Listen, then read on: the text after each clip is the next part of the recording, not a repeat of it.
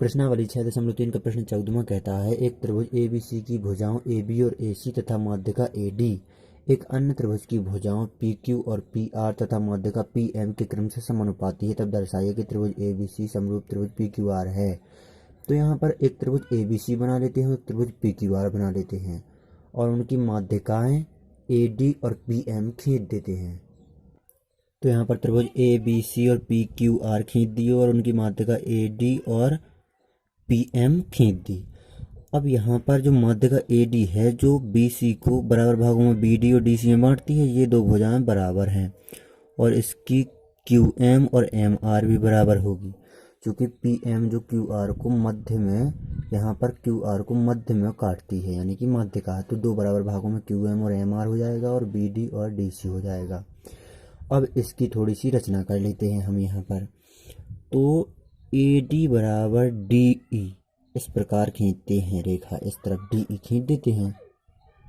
तो इस प्रकार हमने AD बराबर DE एक रेखा खींची और इस E को B तथा C से मिला दिया, तो यहाँ पर मिला दिया। इसी प्रकार PM में MN रेखा खींचते हैं, PM को बढ़ाते हुए MN रेखा जो कि PM के बराबर होगी। तो यहाँ पर MN रेखा खींच दिया। अब N को Q और R से मिला देते हैं, तो यहाँ पर मिला दिया। अब हमने जो देखा AD बराबर DE रेखा खींची थी, इसके बराबर में ये रेखा खींची थी और PM बराबर MN ये हमने इसके बराबर में रेखा खींची थी। तो यहाँ पर रचना हमने कर ली। अब यहाँ पर हमें पता लग गया कि ये दोनों हैं जो ABEC एक चतुर्भुज बन चुका है ये, और इसी प्रकार PQNR भी एक चतुर्भुज बन चुका है, लेकिन हमें पता नहीं है कि कौन सा चतुर्भुज है। तो मैं आपको बता दूं ये एक समांतर चतुर्भुज, क्योंकि जो विकर्ण है जो BC और AE जो विकर्ण है वो एक दूसरे को समद्विभाजित करते हैं एक समांतर चतुर्भुज ABEC में, और इसी प्रकार PQNR में QR और PN जो विकर्ण है PN और QR वो एक दूसरे को समद्विभाजित करते हैं, चूंकि QM और MR बराबर है, PM और MN बराबर है। इसी प्रकार इसमें भी BD और DC बराबर है और AD और DE बराबर है। तो दोनों समांतर चतुर्भुज है ABEC और PQNR। तो इसकी उत्पत्ति कर लेते हैं अब। तो यहाँ पर हम देखेंगे, तो जो प्रश्न में पहले कहा गया है AB PQ के हैं अनुपात में और AC PR के अनुपात में और AD PM के अनुपात में है। तो यहाँ पर लिख देते हैं AB बटे PQ बराबर AC बटे PR। AB बटे PQ, AC बटे PR और AD बटे PM है, ये तीनों एक ही अनुपात में हैं यानी कि समानुपाती हैं।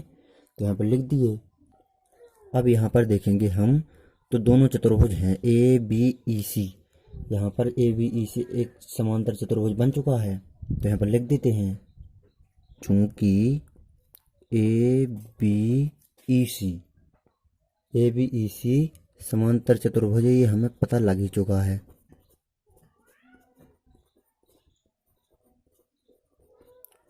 चूंकि विकर्ण जो ABEC के विकर्ण हैं वो एक दूसरे को समद्विभाजित करते हैं, तो ABEC एक समांतर चतुर्भुज है ABEC। तो जब समांतर चतुर्भुज है तो समांतर चतुर्भुज की आमने सामने की भुजाएं बराबर होती हैं, तो AB और CE ये बराबर हो जाएंगी, इसीलिए AB बराबर CE तथा जो AB भुजा है वो CE के बराबर होगी और BE भुजा AC के बराबर होगी, क्योंकि समांतर चतुर्भुज की आमने सामने की भुजाएं बराबर होती हैं। इसी प्रकार जो PQNR समांतर चतुर्भुज है, तो यहाँ पर लिख दिए इसी प्रकार PQNR समांतर चतुर्भुज है, क्योंकि इसकी भी भुजाएं जो विकर्ण हैं वो एक दूसरे को समद्विभाजित करते हैं, तो समांतर चतुर्भुज हो जाएगा PQNR, चूँकि QM और MR और PM और MN ये आपस में चूँकि एक दूसरे के विपरीत में बराबर हैं। तो यहाँ पर देखेंगे जब समांतर चतुर्भुज PQNR बन चुका है तो इसकी भी आमने सामने की भुजाएं बराबर होंगी। PQ बराबर होगा RN के, और क्यू एन बराबर होगा पी आर के। तो यहाँ पर लिख देते हैं पी क्यू बराबर आर एन, इसलिए पी क्यू बराबर आर एन तथा पी क्यू बराबर आर एन हो गया और क्यू एन बराबर पी आर।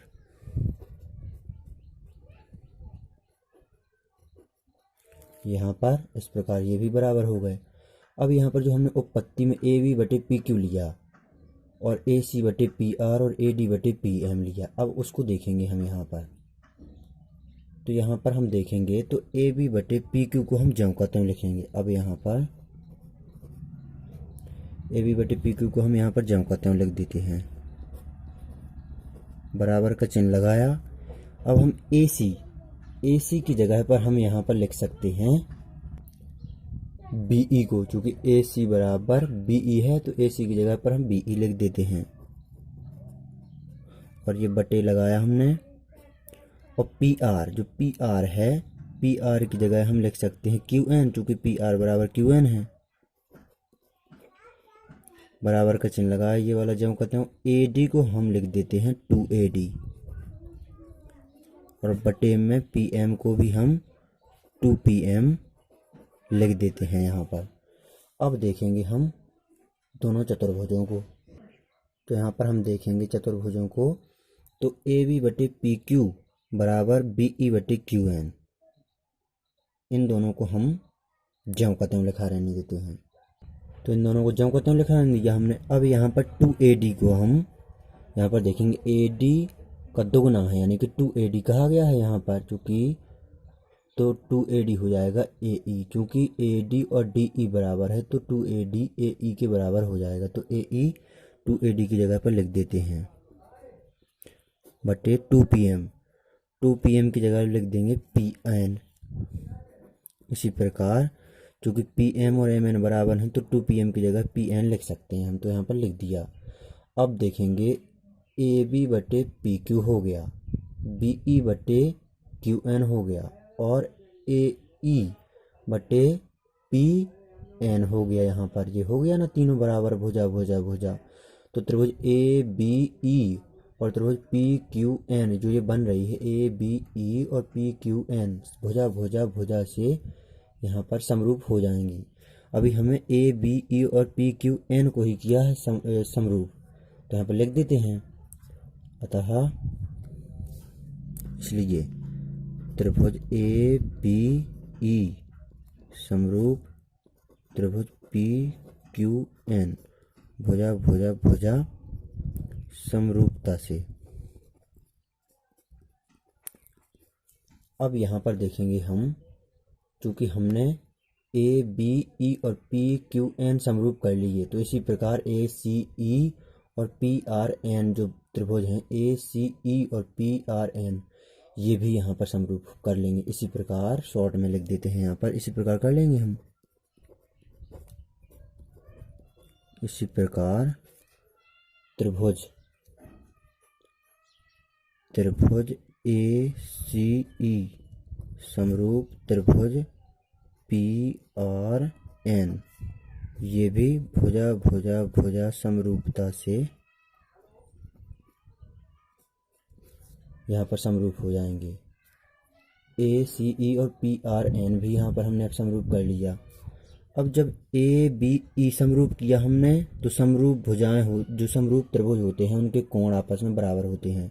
तो ABE त्रिभुज का कोण ये वाला इतना कोण A और PQN त्रिभुज का इतना कोण ये बराबर होगा।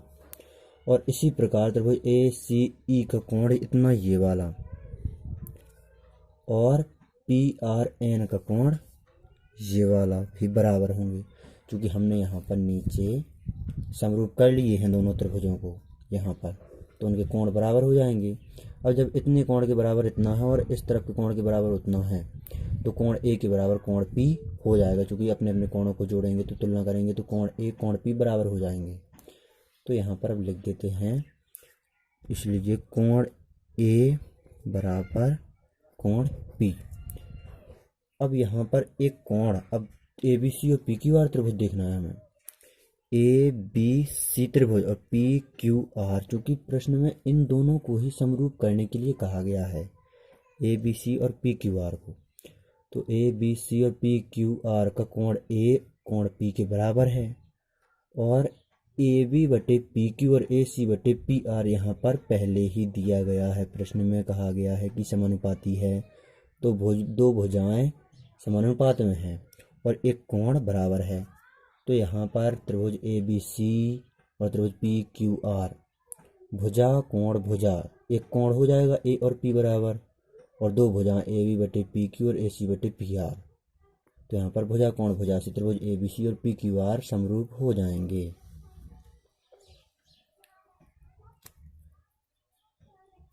अतः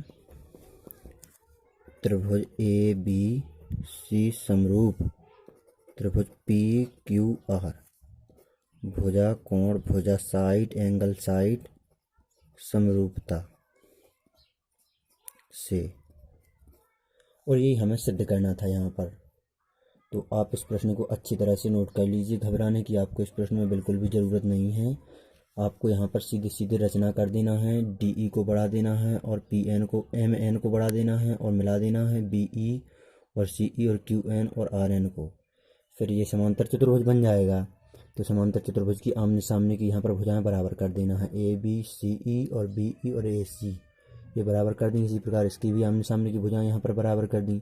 अब यहाँ पर ऊपर ले लिया, जो उत्पत्ति में लिया उसकी जगह पर ए सी की जगह पर बी ई लिख दिया और पी आर की जगह पर लिख दिया क्यू एन यहाँ पर ये, और दो का ऊपर नीचे गुणा कर दिया यहाँ पर।